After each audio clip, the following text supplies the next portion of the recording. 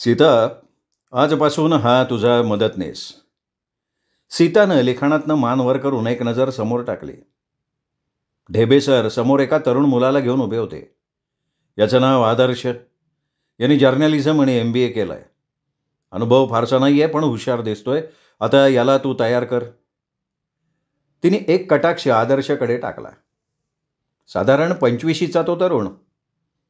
तलवार कट मिशी, आजच्या फॅशनप्रमाणे कापलेले केस, जुन्या राजेश खन्ना टाईपचा गुरु शर्ट आणि सलवार अंगावर होती. पायात कोल्हापुरी चप्पल, गळ्यात एक जाडजूड चांदीची साखळी आणि त्यात लटकलेला एक रुद्राक्ष. एका कानात बिगबाळी डुलत होती. चेहरा हसरा आणि चमकदार डोळे. त्याच्यातला आत्मविश्वास पूर्णपणे दाखवणारे त्याचे ते भेदक डोळे तिच्या मनातनं आरपार गेले. हॅलो बॉस, हा माझा युनिफॉर्म आहे बरं का, यात बदल होणार नाही. तुम्ही बसा. एवढं हातातलं काम संपलं की बोलू आपण. बसा नाही हो, बस म्हणा. अहो तुम्ही गुरु, मी शिष्य. बसू का? हां. आजचा काय धडा? पहिला धडा म्हणजे फालतू आणि जादा बडबड करायची नाही. आता मला तुम्ही आजवर केलेलं काम दाखवा. आदर्श तोंडावर बोट ठेवून गप्प बसला होता, पण तो डोळ्यांनी बोलत होता. आता काय झालंय? तुम्ही बोला म्हणा, बोलतो. सीता हसली आणि म्हणाली, हां बोला. चला, कामाची सुरुवात तर छान झाली. हे पहा आदर्श, सध्या तरी तुम्ही फोनवरून येणाऱ्या बातम्या संकलित करून प्रेसकडे द्या. वार्तालाप दैनिक आणि हॅलो सिटी मासिकाच्या ऑफिसमध्ये सीता प्रमुख वार्ताहर होती. खूप मोठी जबाबदारी तिने स्वतःच खांद्यावर घेतली होती आणि ती त्याचे उत्तम रिझल्टसुद्धा देत होती. तिच्याच कर्तृत्वामुळे वार्तालापचा खप वाढलेला होता. हॅलो सिटीचे वर्गणीदार वाढले होते. लोकेशनवर स्वतः जाऊन बातमी घेणं आणि ती वाचकांपर्यंत पोहोचवणं हे धाडसाचं काम ती करत होते. पंढरपूरच्या महापुरात एक कॅमेरामन एक नावाडी सोबत घेऊन पुराच्या पाण्याच्या मध्यभागी होडीनं जाऊन तिने जो थरार अनुभवला, त्याचं वार्तांकन आणि पुराचे फोटो जेव्हा तिने अंकात छापले, त्या दिवशी अंकाचा खप दुप्पट झाला. 2 वेळा आवृत्ती काढाव्या लागल्या. वारीच्या वेळी सुद्धा गर्दीत घुसून गर्दीचा अनुभव घेत देवापर्यंत पोचल्यानंतर आलेली अनुभूती जेव्हा तिने हृदयस्पर्शी शब्दात लिहिली, तेव्हा तर न भूतो न भविष्यती असा वार्तालाप अंक खपला. अनेक वाचक तिचे फॅन झाले. अंकाच्या मुखपृष्ठावर तिचं नाव फक्त वाचलं की लोक अंक विकत घेऊन वाचायचे. सीता या नावाला आता एक वलय प्राप्त झालेलं होतं. आदर्श तिच्या लिखाणावर, धडाडीवर, निर्णय क्षमतेवर फारच इम्प्रेस झालेला होता. तिच्याकडून जास्तीत जास्त शिकून घेण्याचा प्रयत्न करत होता. सीता आता काही विषय पूर्णपणे त्याच्यावर सोपवत होती. सुरुवातीला रविवारच्या अंकातला कलानिधी विभाग स्वतंत्रपणे हाताळायला दिला. कलाकारांचं गॉसिपिंग, नवे सिनेमा, सिरियल, एखादी छोटी मुलाखत लिहिताना आदर्श अशा भन्नाटपणे लिहायचा की लोकांना ते चवीनं वाचावंसं वाटायला लागलं. नंतर रविवार पुरवणीची विशेष अंकाची जबाबदारी त्याला दिली. ती सुद्धा तो चोखपणे पार पाडत होता. पण त्याला बातम्या कव्हर करण्यासाठी सीताबरोबर जायचं होतं. ती संधी अजून त्याला मिळत नव्हती. त्याची हुशारी वादातीत होती, यात शंका नाही. पण काही वेळा ती लवकर आपल्या पुढे निघून जाईल अशी भीती तिला वाटायची. कधीकधी त्याचं कौतुक झालं तर सीता जेलच व्हायची. कधीकधी त्याच्या स्मार्ट व्यक्तिमत्वाची, खेळकरपणे बोलण्याची सवय तिला भुरळ पाडायची. हा मुलगा आपल्याला आवडतो का, या प्रश्नावर येऊन ती थांबायची. तिच्या मनानं अद्यापी हो असा कौल दिलाच नव्हता. कधीतरी ती फटकरून त्याला, तुला हे जमणार नाही, ते मलाच बघावं लागेल म्हणून बोलली तर तो हसत हसत बाजूला व्हायचा, पण त्याच्या डोळ्यातली नाराजी तिला स्पष्ट दिसायची. ती तो विषय सोडूनच द्यायची. तो फारच पुढे पुढे करायला लागला तर ती त्याला तटकन तोडून टाकायची. पण मग विचार करायची की त्यांनी चांगलं वागावं, लाळघोटेपणा करू नये असं मला का वाटतं. तो कोण लागतो माझा? एक साधा एम्प्लॉई आहे तो. जाऊ दे, नकोच तो विचार. तो पुढे जाऊ देत नाही तर मागे राहू देत. एखादं झुरळ झटकावं तसा तिने तो विचार झटकला आणि हातातल्या लिखाणात स्वतःला झोकून दिलं. एक सुरेल सुरावट मोबाईलवर वाजली आणि सीतानं लिखाणातनं डोकं वर काढलं. एका बातमीदाराचा फोन होता. तिने फोन चटकन उचलला. हॅलो, हां बोला बिरादर. मॅडम, इथं 11 मजली इमारतीत गॅसचा स्फोट होऊन मोठी आग लागली. तुम्ही येताय का? पत्ता सांगा पटकन. तिने एका कागदावर पत्ता खरडला आणि समोर बसलेल्या आदर्शाला क्विक मूव, चल रे बातमी कव्हर करायला. एक हलकी शीळ घालत आदर्श हातात गाडीची किल्ली घेऊन बाहेर निघाला. अरे ती किल्ली खिशात घाल, आपण प्रेसची गाडी घेऊन जातोय. नाही बॉस, माझं ऐका ना, गाडी येऊ द्या मागणं, आपण पटकन पोचूया, ट्रॅफिक जॅममध्ये अडकणार नाही आपण. ते मात्र तिला पटलं आणि दोघं गाडीवरनं निघाले. स्पॉटवर पोचले तर इमारतीतून भकाभक धूर आणि आगीच्या ज्वाळा लोंढ्यासारख्या बाहेर पडत होत्या. कुणी कुणी बादलीनं पाणी फेकायचा केविलवाणा प्रयत्न करत होते. अद्याप फायर ब्रिगेड काही आलेलं नव्हतं. मुलांचं घाबरून रडणं, बायकांचं किंचाळणं वातावरण भयभीत करत होतं.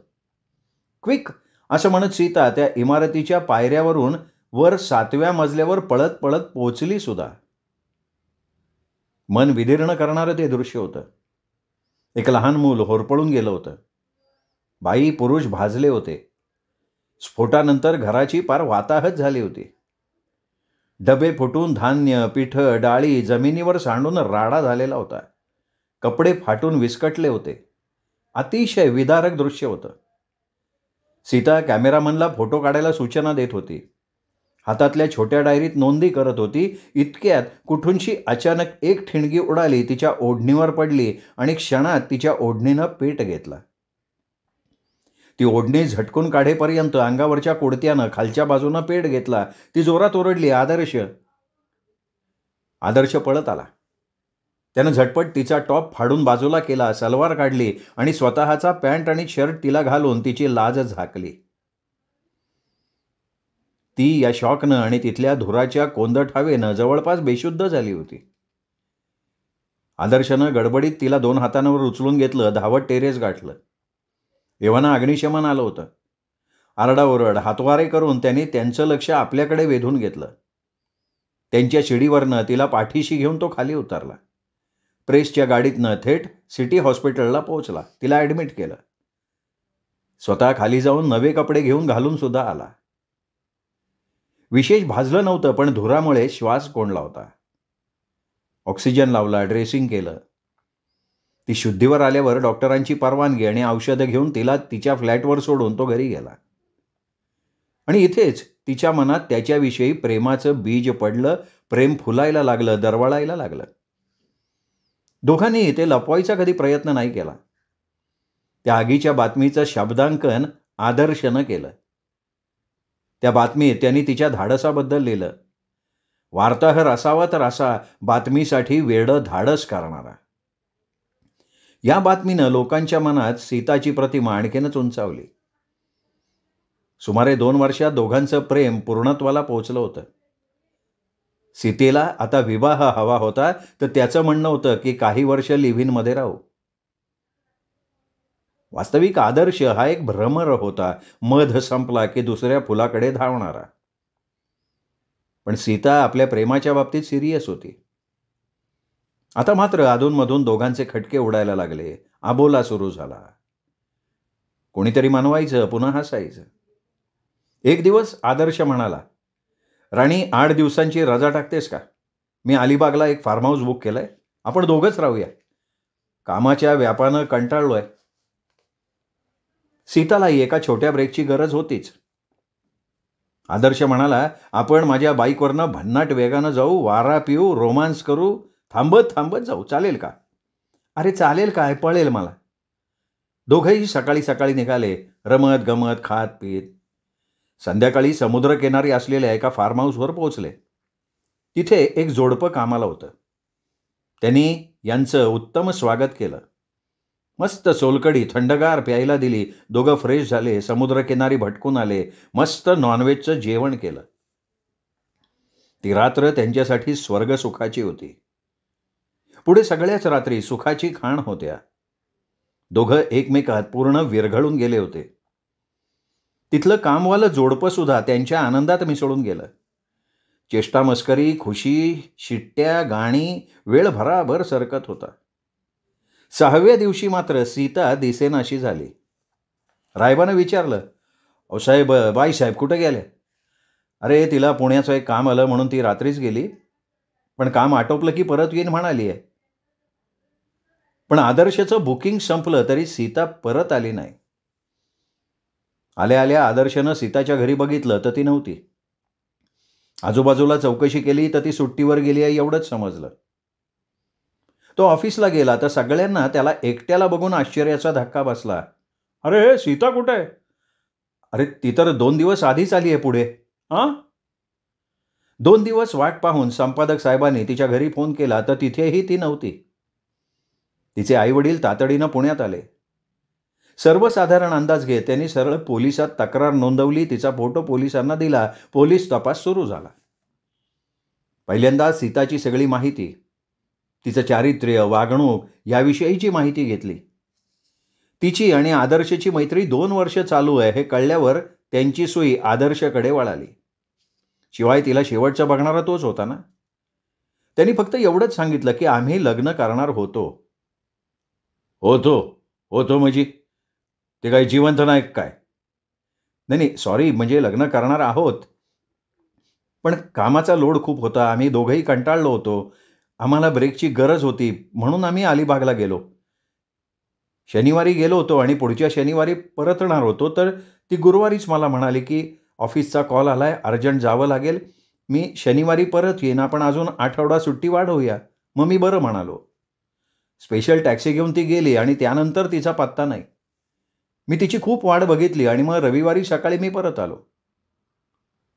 पोलिसांची नजर सराईत असते. त्यांनी आदर्शचा बेरकीपणा सहज ओळखला आणि तिथून सुरुवात केली. आदर्शचं कूळ आणि मूळ त्यांनी शोधून काढलं. त्याचा इतिहास फारसा चांगला नव्हताच. त्यामुळे पोलिसांना एकच एक दिशा धरून पुढे जाता आलं. त्यांनी सगळ्यात आधी पुणे अलिबाग प्रवासातलं CCTV फुटेज चेक केलं. दोघेही एखाद्या नवजोडप्याप्रमाणे मजेत होते. म्हणजे इथवर तरी आदर्श खरं बोलत होता. नंतर तो ज्या फार्म हाऊसवर उतरला होता तिथे त्यांनी मोर्चा वळवला. तिथल्या जोडप्याला हजारो प्रश्न विचारून सुद्धा फारसं काही हाती लागलं नाही. गुरुवार नंतरच्या तिथल्या CCTVमध्ये मात्र त्यांना आदर्श एकटाच संशयास्पद स्थितीत रूमकडे येताना दिसला. यावर आदर्शचं स्पष्टीकरण होतं की मी बाहेर पाय मोकळे करायला गेलो होतो, सीता झोपली होती. पण गुरुवार नंतरच सीता कुठे दिसली नव्हती. ती तिथेही नव्हती आणि पुण्यातही नव्हती. मग ती गेली कुठे? पोलिसांनी अलिबागमधली बेडरूम बारकाईनं तपासली. त्यांना एका उशीवर 2 रक्ताचे थेंब दिसले. आदर्शवर संशय घ्यायला एवढा पुरावा पोलिसांना पुरेसा होता. पोलिसांनी संशयाच्या आधारावर आदर्शला रिमांडवर घेतलं. जरा पोलिसी खाक्या दाखवताच त्यांनी सगळं काही खरं खरं सांगून टाकलं. कारण तो लंपट होता पण निर्ढावलेला गुन्हेगार नव्हता. तो म्हणाला, सीता लग्नासाठी माझ्या मागे लागली होती. मला ती मैत्रीण म्हणून खरंच आवडत होती. एक कलीग म्हणून, बॉस म्हणून सुद्धा ती खूप छान होती. पण तिने लग्नाचा आग्रह धरायला नको होता. कारण जबाबदारीशिवाय आनंद होणाऱ्या वृत्तीला मी माणूस आहे. ती तिचा हट्ट सोडायला तयार नव्हती. म्हणून मग तिला संपवण्याचा कटू निर्णय घेणं भाग पडलं मला. मी अलिबागचा प्लॅन केला. शनिवारपासून गुरुवारपर्यंत भरपूर मजा केली. गुरुवारी रात्री बेडवर खेळत खेळत उशी नाकावर दाबून तिचा जीव घेतला मी. आणि नंतर ओहोटीच्या वेळेची खात्री केली आणि तिचा देह मी समुद्रार्पण करून आलो. ओहोटीला समुद्र सगळं काही आपल्यात सामावून घेतो हे मला माहिती होतं. म्हणून आता तिचा देह समुद्र तळाशी विश्रांती घेईल, पुन्हा किनाऱ्याकडे येणार नाही याची मला खात्री होती. पण साहेब, तुम्ही माझ्यापेक्षा हुशार निघालात. रीतसर गुन्हा दाखल झाला. मधुसूदन लेलेंच्या बेंचसमोर खटला सुरू झाला. आदर्शनं आपल्यासाठी एक चांगला वकील निवडला.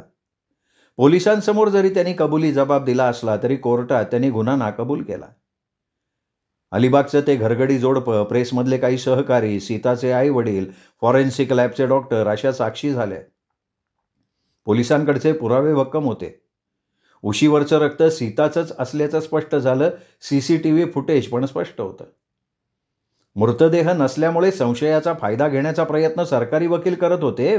मात्र परिस्थितीजन्य पुरावा भक्कम होता. त्यामुळे कोर्टानं निर्णय दिला की इंडियन पिनल कोड 302 कलमान्वये गुन्हेगाराला हे कोर्ट जन्मठेपेची शिक्षा सुनावत आहे. एका पवित्र काम करणाऱ्या स्त्रीच्या भावनांशी खेळून तिला फसवून तिचा क्रूरपणे मृत्यू घडवून आणणं हा अधम आणि नीच गुन्हा आहे. याला फाशी दिली तर हा एकदाच मरेल, सुटेल, पण जन्मठेपेत हा रोज हजारो मरण भोगेल आणि हाच त्या भगिनीला योग्य न्याय ठरेल.